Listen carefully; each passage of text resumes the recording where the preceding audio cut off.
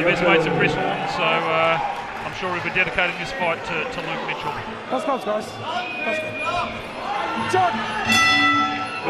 Here we go, 5 2-minute rounds, mate, full tie rules.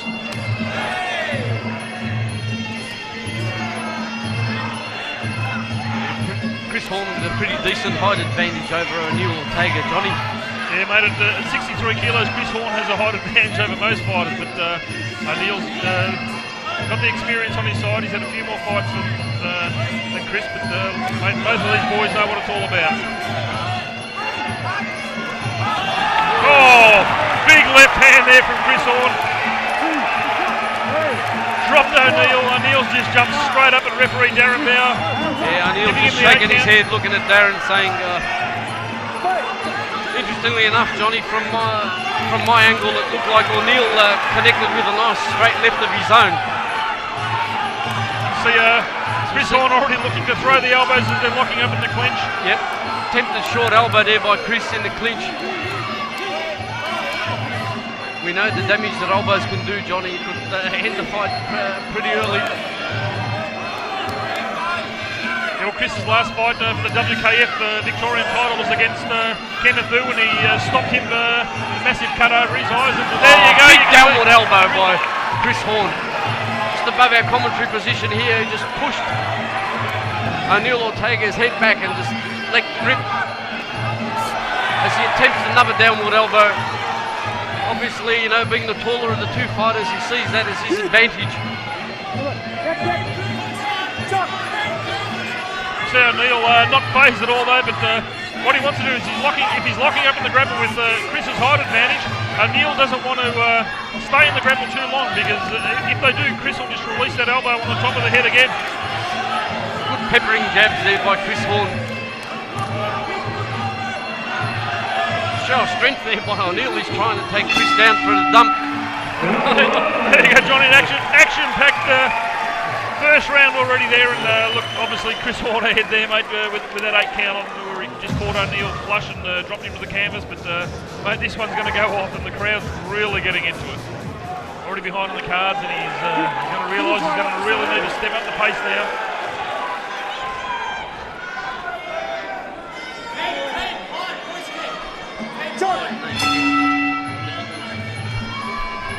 The second round, Johnny, 5 2-minute rounds.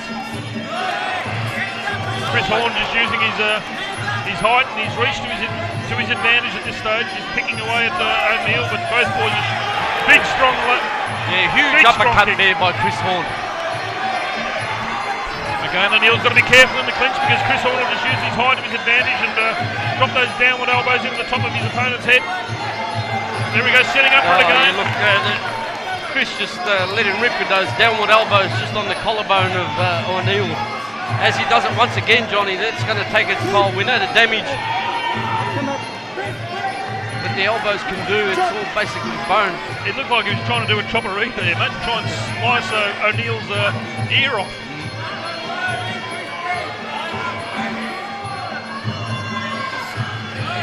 There's Chris just using his height to his advantage and keeping O'Neill away. O'Neill persistent in locking up in the grapple. It's another crossing elbow there from Chris Horne.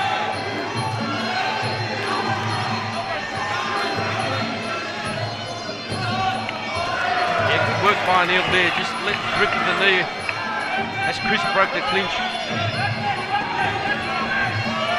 Oh, big Superman punch there from O'Neill. Caught Chris by surprise and rocked him back on the ropes, and O'Neill's just pounced on him. Yeah, Chris just turned his back almost like a spinning back fist, Johnny, but nowhere hitting the mark at all. See Don Miller and Simon Short use Hughes over in the corner, just egging O'Neill on. Good strong knees there from O'Neill.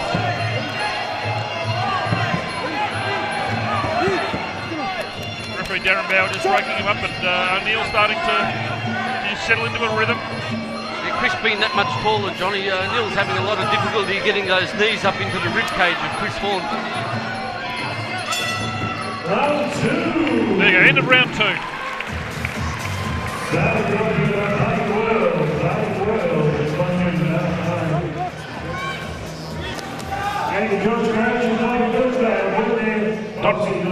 Donnie Miller just really firing O'Neill up there in the corner. So So round 3. Round 3.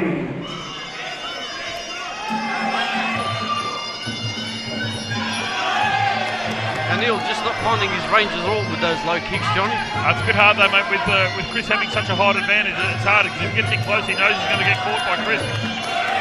But O'Neill just continually walks forward. Big overhand right there from O'Neill Ortega. Going O'Neill safe in the grapple this time because Chris has got his arms locked around O'Neill, so O'Neill knows he's not going to wear an elbow at this stage.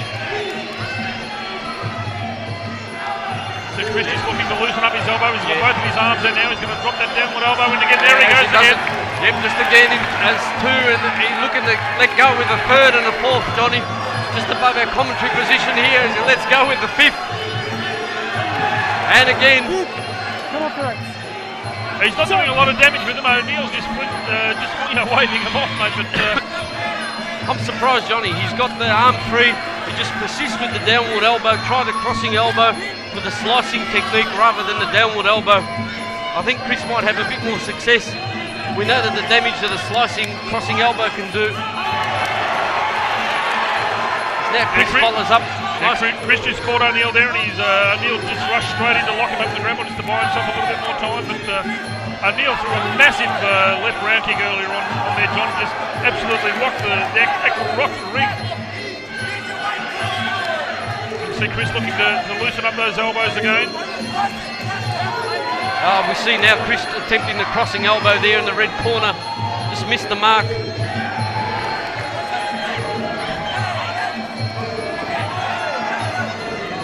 Once again, Chris now attempting the downward elbows onto the head. Yeah, I think referee Darren Bell has got to watch this because the elbows are actually going to the back of the head, which you've got to be very careful. You're not allowed to strike to the back of the head. So as O'Neill's locked back there, mate, with all those dreadlocks on top, he's got to be careful though because you can't really elbow to the back